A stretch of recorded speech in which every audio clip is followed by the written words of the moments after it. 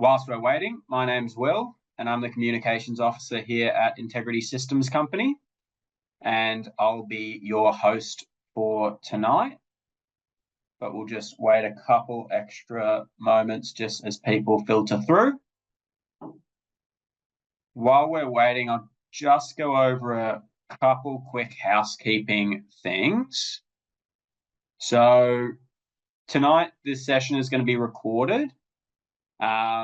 We also have a Q&A box, which you should be able to see just at the bottom of your screen. You'll see a Q&A. You can pop your questions in there. We have a team who are live during this webinar who will be answering those questions. So feel free to jump into that Q&A box there and type in your questions. We will try to have them all answered.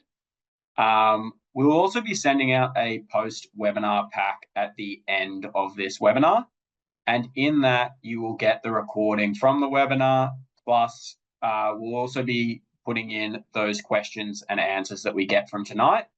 So if we get a lot of questions and answers and we don't get through them all, don't worry, we will send them out in that post-webinar pack. And anyone who is registered, even if you're not here, will get that post-webinar pack. So that's, and that should come through later this week or early next week to your email. So just keep an eye out for that. I think we're good. Yeah, we'll just jump into a bit about today's agenda. So we'll just start off by talking a little bit about Integrity Systems Company and who we are. We'll have a little bit of a chat just about our programs, so LPA and LIS, and a little bit about ENVD as well. And then we'll get into the LPA audit stuff. And we have two fantastic presenters tonight. So we have Elizabeth Bradley, who is our Manager of Quality, Policy and Compliance. And we also have Trish Ryder here as well. And she's the Livestock Program Manager for AUS-MEAT. And she manages the LPA Audit Service Program on behalf of ISC. So we really can't get any better help tonight to take us through this. And they'll be going through everything from getting selected from an audit, to what's involved, to remote audits, to preparing for an audit, record keeping, how to meet those 7 requirements of LPA, corrective action requests, and then even what happens after an audit.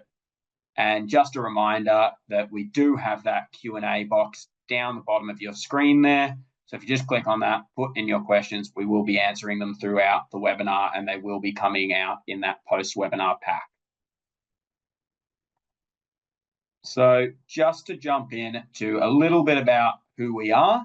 So Integrity Systems Company was established in 2017, and basically we're here to manage the red meat integrity systems. And what we want to do is we basically want to keep the meat safe to eat and fully traceable. So we focus on 3 key areas, and that's on-farm customer assurance, animal identification, and traceability.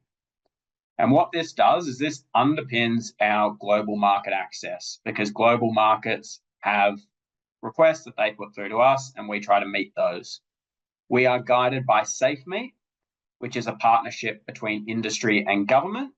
And we also have a supply chain task force, which is made up of representatives from peak industry councils, and they also provide operational advice to us about our programs and how they operate.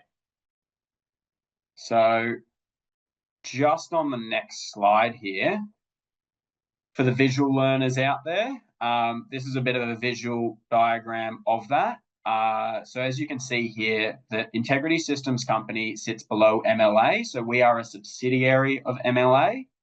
And then we get informed by these peak councils and these state farming organizations. They all sort of funnel in information to us to then help improve our products and services that we provide to you guys. Just on the next one. So just to dive a bit deeper into our 3 key products. So Australia's red meat integrity system is kind of rounded off by these 3 products. So we have NLIS, which is the National Livestock Identification System. We have ENVD, or the NVD paper books. and we have LPA. And what these three systems try to achieve or help us achieve is basically increase in market access. We want to make sure that we are continuing to meet customer expectations to continue to sell red meat to customers. And we also want to make sure that we are providing safe red meat. And just to dive into this a little bit further, so the National Livestock Identification System is Australia's system for identification and traceability of cattle, sheep, and goats. It reflects Australia's commitment to biosecurity and food safety and provides Australia with a competitive advantage in global markets. All animals are identified with an accredited NLIS tag or device from their property of birth. And as animals are bought and sold, moved throughout the supply chain, each movement is recorded on the NLIS database. Using this information, NLIS is able to provide a life history of that animal's movement. This whole system is underpinned by state and territory legislation and enhances Australia's ability to track disease and food safety incidents. And that's really key there. Currently, with the NLIS system, it's going through an uplift project. As you've if you've been in there recently, it's a 20-year-old system. It looks like a 20-year-old system. We're going to bring it into the 21st century, and you'll start to see that rolling out late next year. And then the whole system's due to be complete on the 30th of June, 2026, where you'll get a vastly improved user experience within the NLIS system. So look forward to that. The other key program is the Livestock Production Assurance. And this is an on-farm assurance program which underpins market access for Australia's red meat. Connected to that is the LPA NVD or ENVD system. And these are legal documents which communicate the food safety and treatment status of every animal as it moves through the supply chain. So that's really keeping all of that information with those animals as they move through the supply chain. Then finally, LPA covers on-farm management of biosecurity, animal welfare, and food safety. Accreditation provides the tick of assurance for your product from producer to consumer. It demonstrates the professionalism of the industry and underpins market access for Australia's red meat. The central component which connects both programs are property identification codes, or PICs. PICs are allocated by your representative state or territory department to identify a livestock producing property. You basically need to have a PIC to be registered with both LPA and NLIS. So that's basically a round off of our systems and how it works. Now that we're done with that, I'm really excited to bring up our next presenter, Elizabeth, who will take you through LPA audits. Over to you, Elizabeth. Thanks, Phil, and hi, everyone. So LPA audits, it's a topic close to my heart, but why do we have them? So the core reason is, touching on what Will just said, is around providing that assurance and that we're doing our checks and balances so that when we're sending our red meat overseas or consuming it domestically, that we know that it's safe to eat. Our trading partners, over 100 of them internationally, require these audits to make sure that we're doing all our verifications through the supply chain. So they're really important, that help us sell our meat and keep everyone in business. LPA audits also do another thing. They help educate producers in LPA and get better at production as well. So they're twofold, but they're core to the integrity system, and that's why they're really important. Now, the LPA program itself, so ISC has an audit program, and we contract AUS-MEAT to do our audits, as Will said before. We roughly manage around 3,500 audits per year, and they're made up of two different types, so a targeted audit and a remote audit program.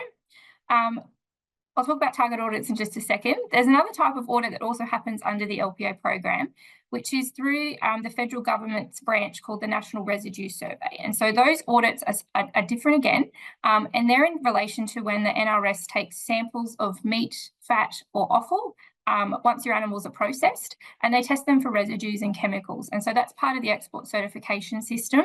And if they detect anything in the meat, they'll actually come and do an audit on your property to check to see where that residue has occurred. So those audits are more investigative and they look at residue issues. So if you do get picked for one of those, that's where it's from, all under the LPA banner, of course, but they do have different reasons for happening.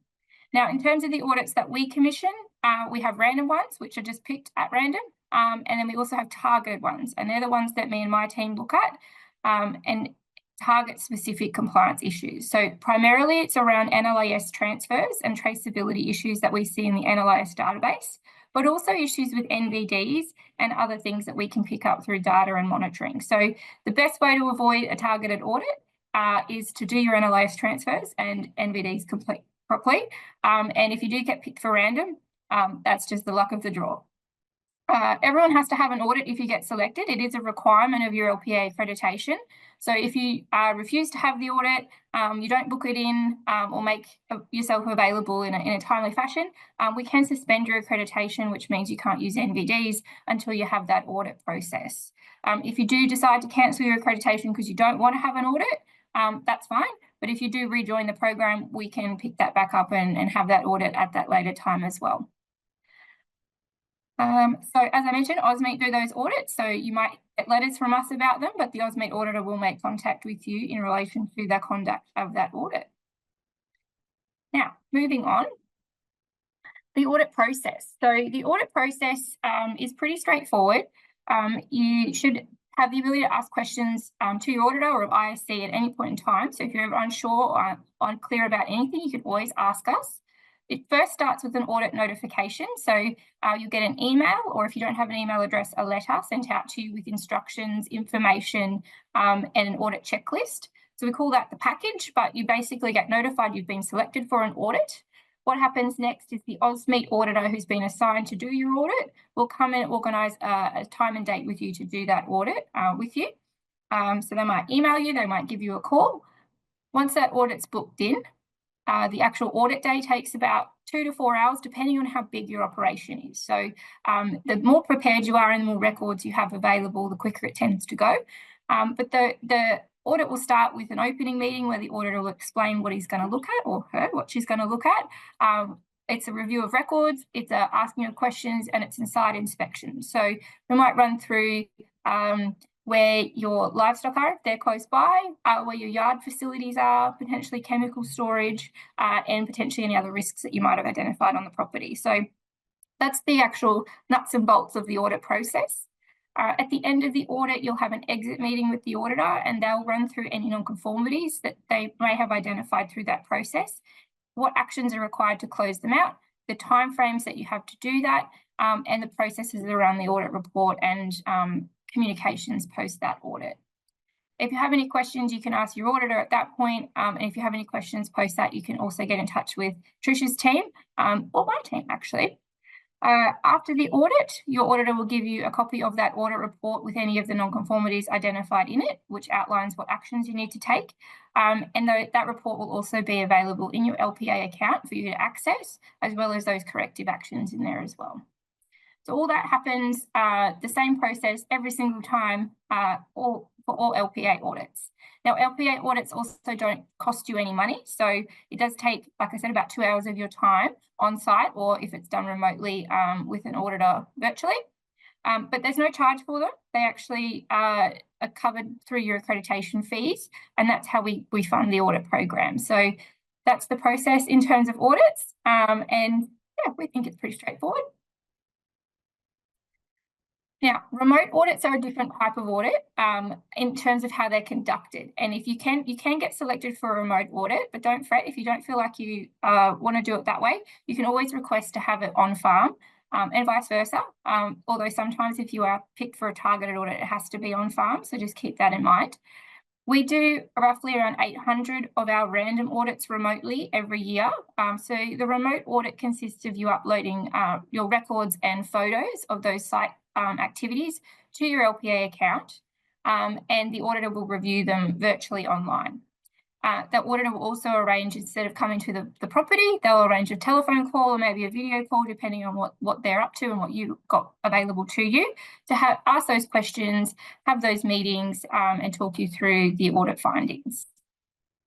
Like I said, the remote audits don't include an on-farm visit, so the providing of the documents and that interview is really that process.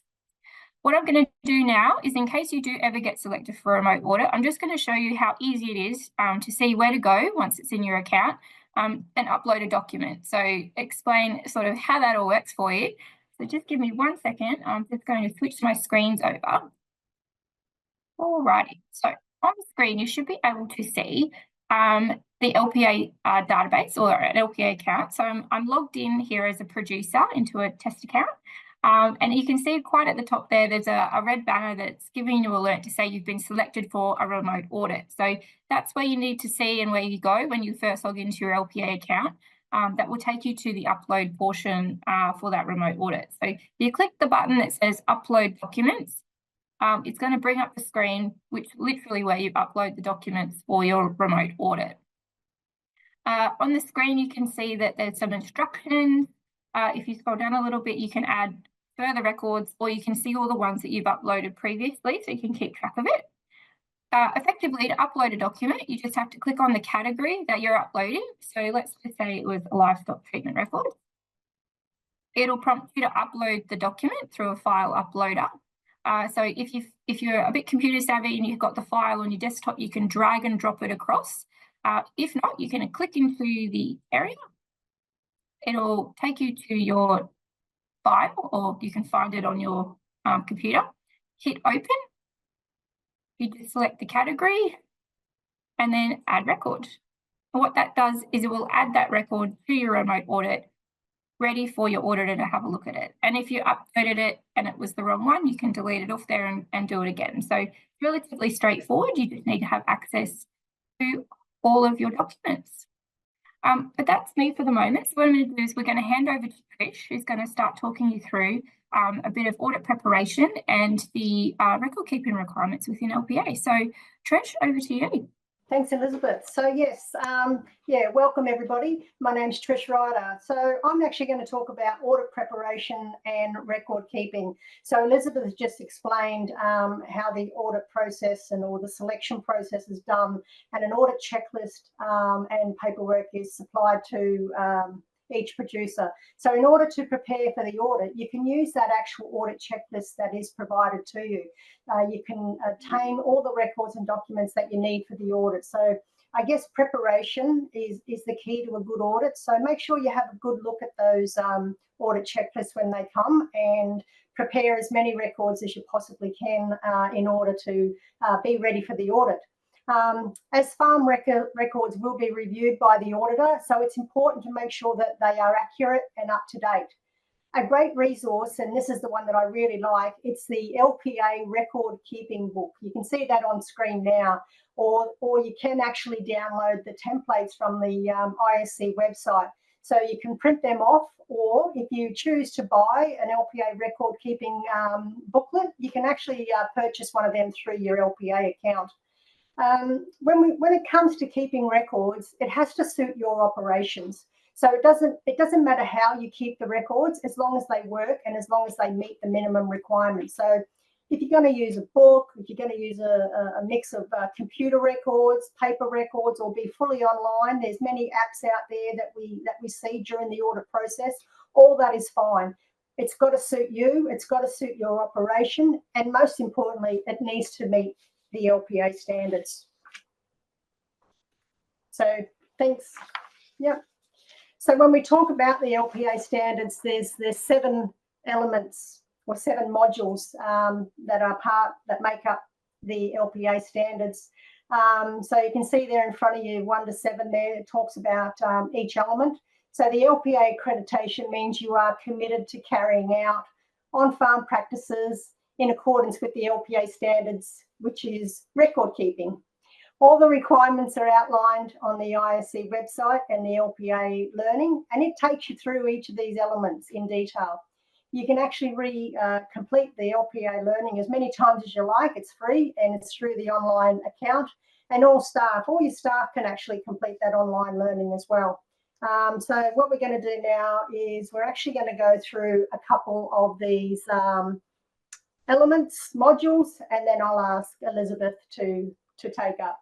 So next screen, please. So firstly, the first module there is the property risk assessment.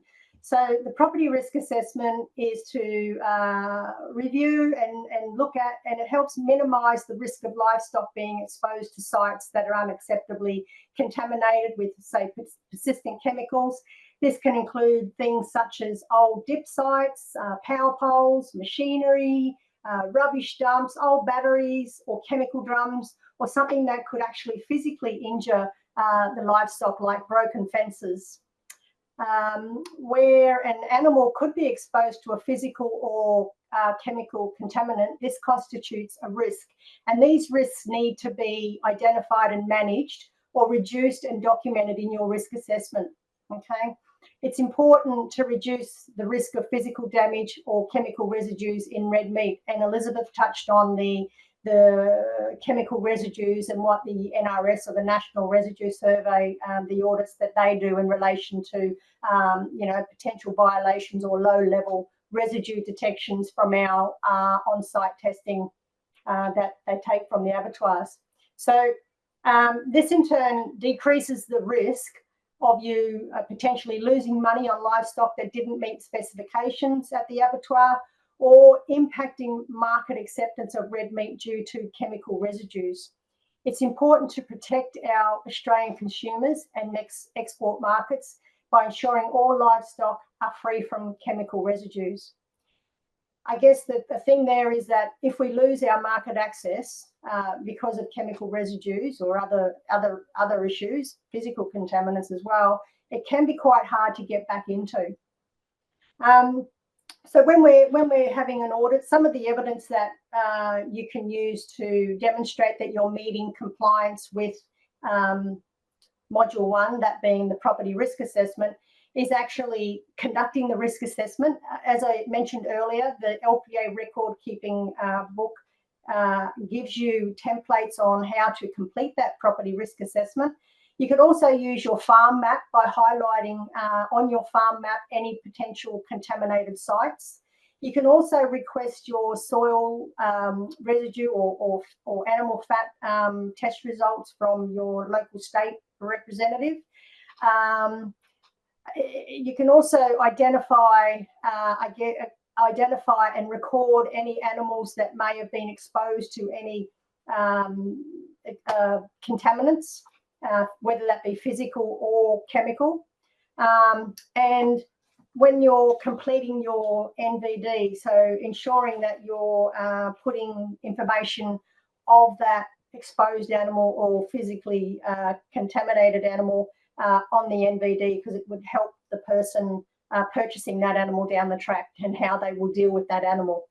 Some of the things that we see in relation to non-conformities around the property risk assessment element, and that is that producers haven't completed a property risk assessment, or they haven't identified or put controls in for some of those risks that they've actually identified. So yeah, we'll just move on to the next screen, please, Bridge. So the second module there is safe and responsible animal treatments. So this is important to ensure animal treatments are administered in a safe and responsible manner that minimises the risk of chemical residues and physical hazards. Examples of this are ensuring that you are following the veterinary advice, manufacturer instructions, and adhering to withhold periods or export slaughter intervals, so WHP or ESIs, and identifying animals which might have broken needles from injections. Treating animals responsibly, again, protects the reputation of the Australian red meat by ensuring there won't be any unacceptable residues in the meat, and that it's actually safe to eat. This requirement is a food safety one, and as we want to reduce the risk of chemicals in meat of the foods that we consume. Evidence that you can present at audit to meet this particular module is the ability to demonstrate competency in storage, use and disposal of chemicals, perhaps completion of a recognised chemical users course, something like ChemCert or Smart Train. It's the easiest way to do this. Records of animal treatments and physical contamination, noting that there are LPA templates and animal treatment records you can utilise. Again, I draw back to the LPA record keeping booklet that covers off all the requirements on what records need to be maintained for animal treatments. It's handy to have a copy of the latest withhold period or export slaughter intervals chart handy on site, and you can actually download one of them from the APVMA website. Note of animals that are still within a withhold or an ESI, animals that have been purchased and have that information recorded on the incoming NVD. So we need to have systems in place for actually transferring that information from the incoming NVD onto our record keeping systems. And the important thing to note when it comes to safe and responsible treatments of animals is that if you're using HGP, so hormone growth promotants in your cattle, you actually need to identify those animals with a triangular punch mark and declare that they've actually been treated with HGPs on the outgoing NVD. It's critical that we get this right because that is actually part of our market access in some countries that we export to. Thank you, Bridget. And the last one I'm going to go through now is stock foods, fodder crops, grain and pasture treatments. So this is important to minimise exposure of livestock to foods containing unacceptable chemical contamination and guarantee livestock are not fed any animal byproducts. The reoccurring theme is that managing chemical and in the case of animals products, biological contaminations is to reduce the risk of unacceptable contamination in red meat. In particular, this would compromise food safety and harm the reputation of Australian red meat industry. So evidence that you can present at audit to pass this element would be, again, the ability to demonstrate competency in the storage and use and disposal of chemicals. Again, completion of a recognised chemical users course, records of any chemicals used on fodder crops or pasture. That includes grazing, spot spraying out in the paddock, a commodity vendor declaration for any introduced feed coming onto the property and records of feeding, invoices, origin of purchased feedstuff. So an invoice will help trace that, and identification of animals fed or grazed on purchased feeds, treated crops or pastures, so signage, things like this. And also, I guess, part to that is you can also identify on your farm map or on some apps where sprays are being conducted on the farm. So treated areas on the farm can be identified on your farm map. And the other part to that is if you need to, you can actually take a sample of some of that incoming feed stuff and actually send some of that feed stuff away for test analysis if you felt that you needed to do that in some cases. So that's me when it comes to elements 1, 2 and 3. I'm going to hand over now to Elizabeth to carry on with modules 4, 5, 6 and 7. Thanks, Rich. Okay. So number 4 in LPA is, sorry, the slide's just catching up. All around preparing your livestock for dispatch or transport. So this requirement within LPA is not as record heavy as the other ones. However, it's really important to keep note of your NVEs, make sure they're really well completed. Some tips around this one the auditor is going to be looking for is how you prepare them for and make sure that they're fit to load and fit for that intended journey. So having access to the MLA fit to load guide is a good way to demonstrate that you've got a reference point for that. Making sure your equipment and facilities is in good working order. So that'll form part of the site inspection as well. So making sure that the ramp's sturdy, you haven't got holes in the raceways and things like that. If you are sending direct to transport, making sure you've checked with your processor if there's any curfew requirements around green feed in particular to minimise that contamination risk, and those animals have time to clean out before they get loaded onto those trucks. And making sure that your transport provider is obviously someone you trust and they're reputable, and that carrier is nice and tidy and in good condition as well. So it's all around the welfare of those animals and minimising their stress on that journey. So where they're going, they're in good condition, and also that they're not contaminated during that journey as well. So really important things. And this one's, the auditor will ask you lots of questions around this one rather than look for records necessarily. So keep that in mind as you go through preparing for this requirement within LPA. And now this one's probably a really critical part of the LPA program. It's all around your livestock transactions and movements. So this one we call Module 5 within the standards. I tend to break it into two separate sections. So we look at livestock coming onto your property. So if you're bringing livestock on for any reason, and then when you're moving them off or when you're selling them. So this one is the requirements around this is actually what we find the most non-conformities around in LPA audits. And it's where we pick up and target people the most. So this one's really important to get right if you want to kind of avoid that targeted audit approach.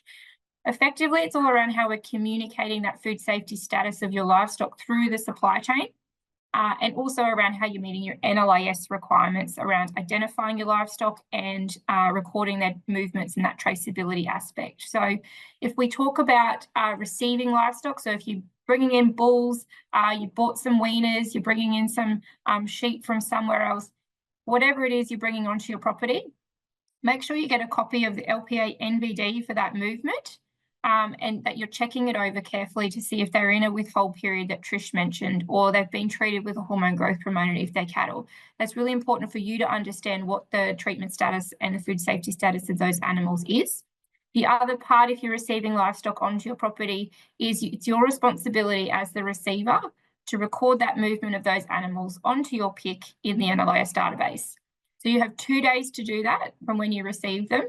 If you are buying from a sale yard, they'll do that transaction for you, but you should log on and check and make sure it's being done when you get that post-sale summary and a copy of that NVD from them as well.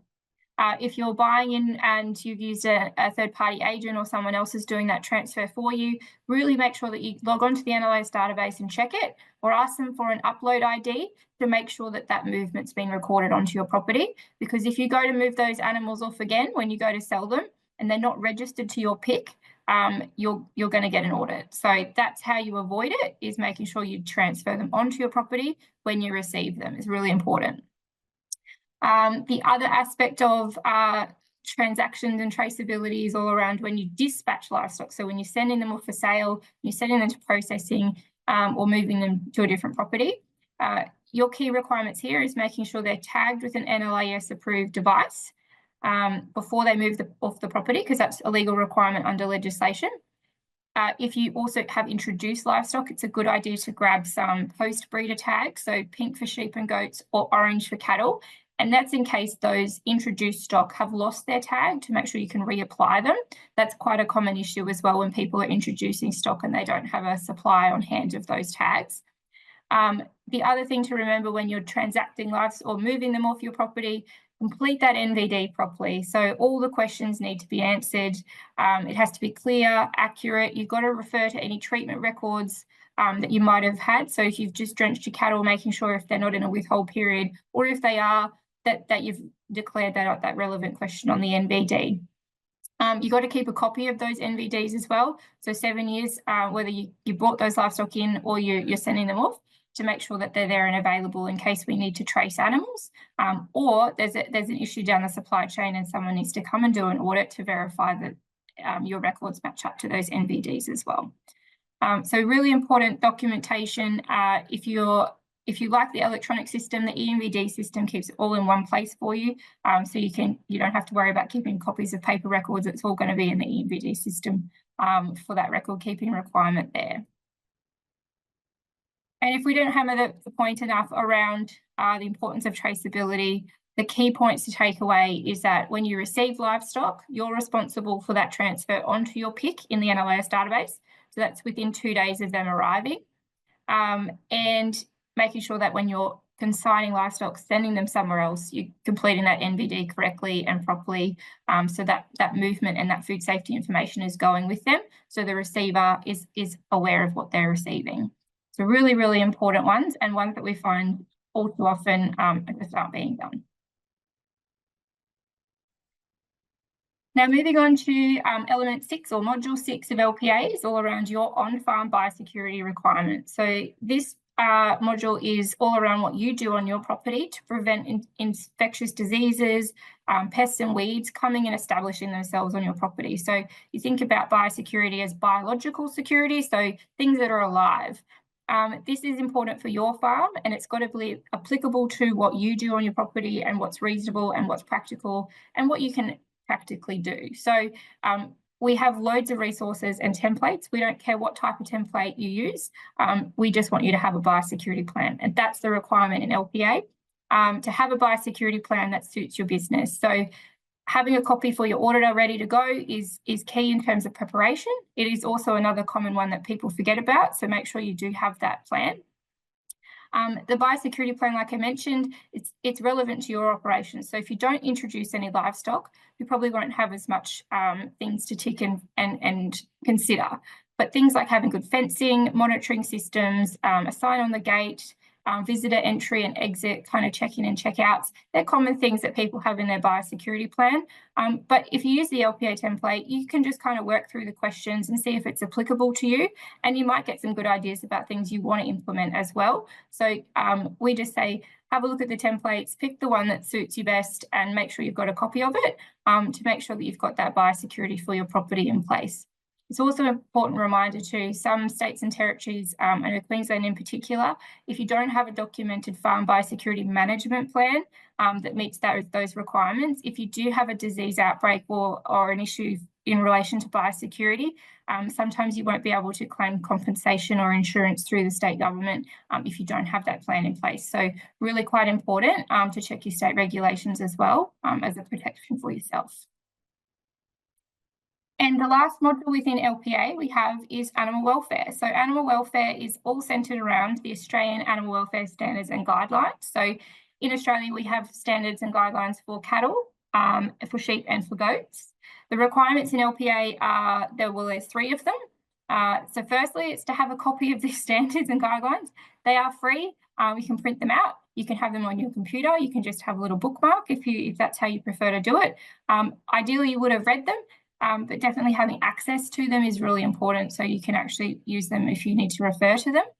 The other requirement is around doing the animal welfare learning in LPA, so you can do that through your LPA account and get a certificate of completion.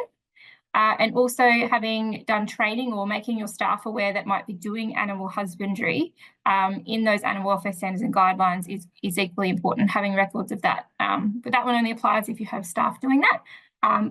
And a common non-conformance we see is people just haven't done the training, or they don't know what the standards are and that they need a copy of it. So if you do need a copy of the standards, they're available linked through our website, but also available on the Animal Health website as well, so you can have a download of them. And we do have some exciting things coming in the animal welfare space next year, so keep your eyes and ears peeled for that. So now that we've talked around all of the LPA requirements and what's needed to meet them and what you need to have ready to get ready for an audit, we can talk about what's happening after an audit, or what happens if an auditor identifies something that you haven't quite got 100% right. So what we call it is a non-conformity, where you haven't met a requirement, and what the auditor will do is issue a corrective action request, or a CAR for short. So we love our acronyms in this industry, but that's the one that we're talking about at the moment. So we have resources on how to close the CAR out. Effectively, what it's requiring you to do is to provide evidence of action that you've taken to correct that non-conformity. So it's not as hard as it sounds, but our advice is always to try and get onto it as soon as possible, so you don't forget about it and things escalate. We have 3 types of CARs in LPA. There's an observation, which is more about an opportunity for improvement. And those ones centre around minor little issues that don't warrant any action, but just make you aware that it's, you could fix up how you do something. So for example, maybe you missed a field on a record, you forgot to tick a box on an NVD, something minor, just to be aware of for next time. The other category that we issue the majority of the CARs to are major, and they give you 30 days to take the action and provide the evidence back to the LPA administration to close out that issue. So major means that you need to take some action within that time frame. If the 30 days isn't enough time, so for example, if you need to go and wait till you muster again to scan the tags to do a transfer, or it's an infrastructure related thing like you need to get a fence moved or put in a fence or whatever it might be, have a chat to the auditor and they'll set an appropriate time frame. Or if you can't meet it, get in contact with us so we can extend it. If you don't tell us, we don't know, and that's when things we start chasing you, and that's exhausting for everyone. The other category, which we get very few of, which is very good, is critical non-conformities. These ones result in an immediate suspension of your accreditation, and no one really wants them, but we do have them in there for food safety issues, so or fraudulent use of NVD, so really serious things that could impact food safety and our market access. So suspension means that you need to close those CARs, you need to take a few extra steps, and you won't be able to use LPA NVDs until that's resolved. I will show you a little bit about CARs as well. But first, I'm going to talk about how to close a CAR. It's like I said, it's not too difficult. All you need to do is remember you have to take the action. So whatever it is the auditor said is not quite there, you take the action to get that back up to alignment with the standard, and then you provide a copy of that evidence to LPA administration. So for example, if you don't have a biosecurity plan, and the auditor will raise a non-conformity saying you don't have a biosecurity plan, pretty straightforward, right? Next is you need to take action. So that's where you have to complete your biosecurity plan and document it down, whether that's on the computer or a piece of paper or whatever it is. Next, you have to provide a copy of that to us. You keep the original because it's your document and your record. We just need a copy of it, and that shows us that you've taken the action and we can close out that CAR and effectively let you get back to business. So that's the process to close a CAR out. If the evidence isn't quite enough or there's something missing, the admin team will actually get back in touch with you and just say, oh, hey, you missed something. Can you update this or can you provide this? So there's that resolution process as well. Now, we do send you lots of reminders about your CARs. And so if you get the emails and you don't take the action, we'll keep reminding you, but it will get to a point where we're not going to remind you anymore. So inaction is where we step in and audit get escalated to my compliance team. So if you don't close a CAR and we've given you all the reminders, we can suspend your accreditation.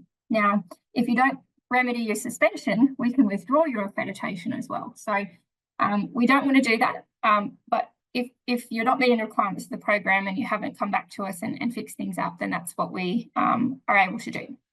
Being suspended or withdrawn means you can't access LPA NVDs to move your livestock, which can impact your selling options. So your PIC will show as not LPA accredited on the NLAS database as well. So even if you have a paper version of that NVD, the sale yard might hold you up because they're not LPA accredited, the same if you're going to a processor. There are extra steps involved in coming off suspension and withdrawal. So it's easier to close out the CARs or get in touch with us and get extensions than go through these processes. So you have to close the CARs out. You also have to provide us some statements as well about that you intend to comply, why you couldn't do it, and et cetera, et cetera. So it's easy to close the CARs out before you get suspended in every case. You also need to reconfirm that you understand the program requirements and declare that you're going to meet those obligations moving forward. But my key tip is avoid suspension, ask for help, get in touch with us before we get to that point. And before I hand back to Will, what I'm going to talk about is about records. So it can be a little bit overwhelming, but as Trish mentioned, we don't mind what format you keep them in. It's got to suit your business. So we have the record keeping book, which you can buy. You can print off all the templates, or our website for free and print them off. You can create your own records on paper. If you like spreadsheets, you can do it in spreadsheets. You can upload them to your LPA account if you want to get ready for an audit and have them in there, or you just want to store them in there.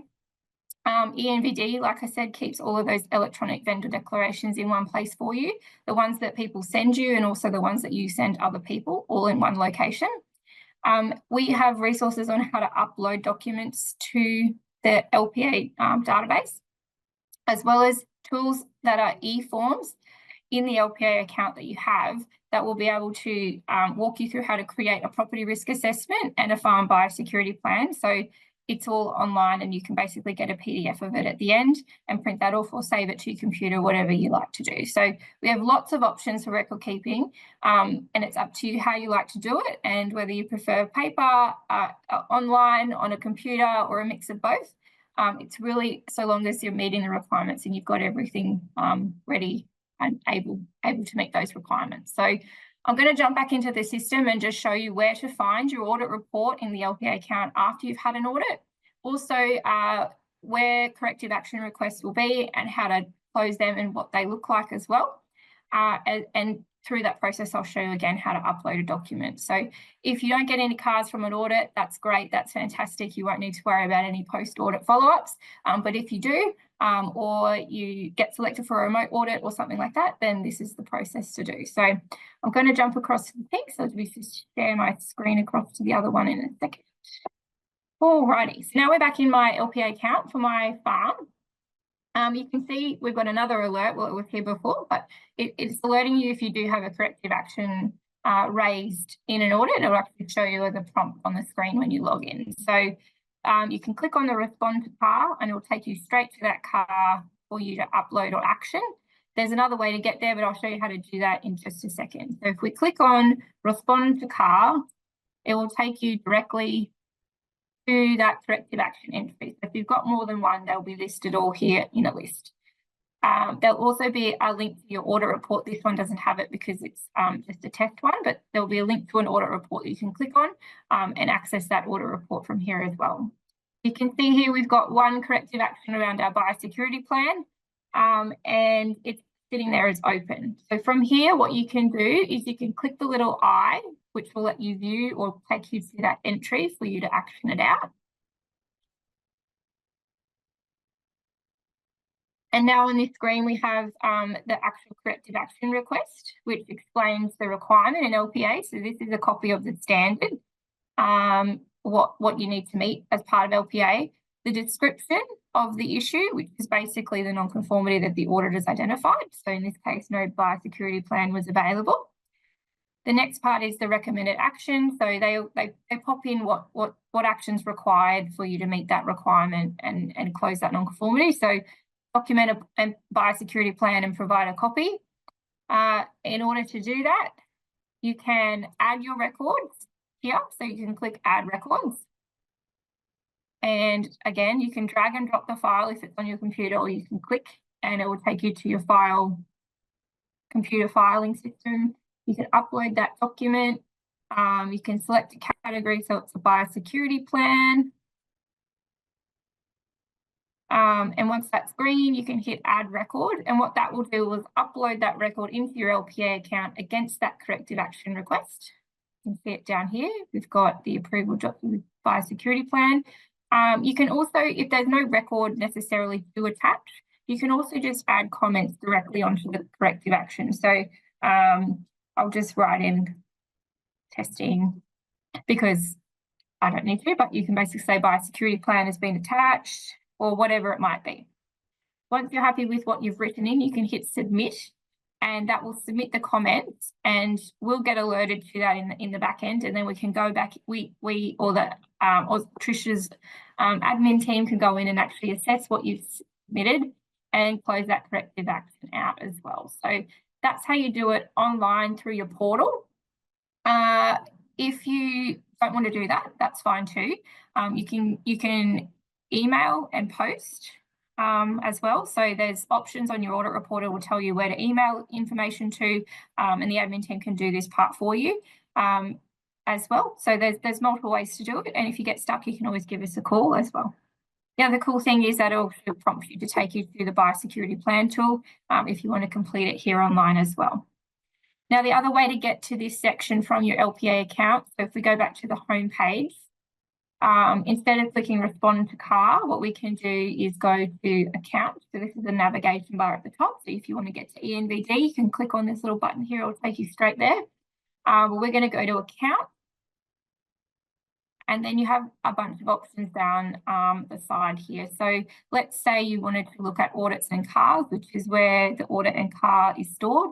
It takes you back to that screen that prompter button took you straight towards as well. So if you've got open actions, you'll get a little alert here as well. And once that's closed off, it'll change to closed and it'll add the date that it got closed out as well. So all of that information will be stored there.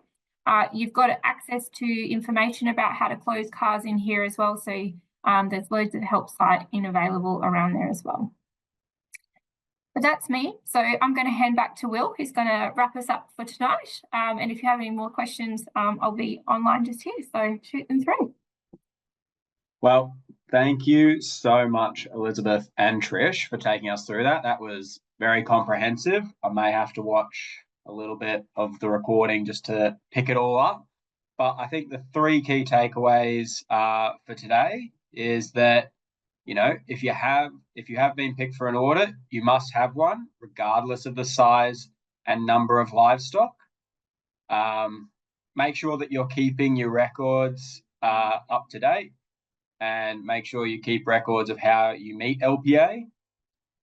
And then really look, audits do help you understand more about LPA and improve. So I think that's the overarching message that we got here today. And yeah, we have some more resources available for you as well. So there's plenty of resources on our website. We've got our audits page on the ISC. We've got audits checklists, the record books, which you can either download or pay to get the book. We've got all the resources about how to respond to corrective action requests and more. So feel free to jump on our website and go around, and there's plenty of information there on LPAs and audits. I think we might have a couple questions that we are just finishing answering now. So we'll make sure that all of those questions have been answered. And we will be sending out the recording and all of those questions and answers in our post-webinar pack, which you will receive either later this week or early next week. So please, once you're done, just make sure that you will get a survey after this webinar as well. If you could, it would be great if you can give us some feedback. That helps us improve and make sure that, you know, we keep doing these and providing the information that you guys want. So feel free, jump in, fill out that survey. That helps us a lot. And thank you for your time, everyone. And we'll see you at another ISC webinar at another point.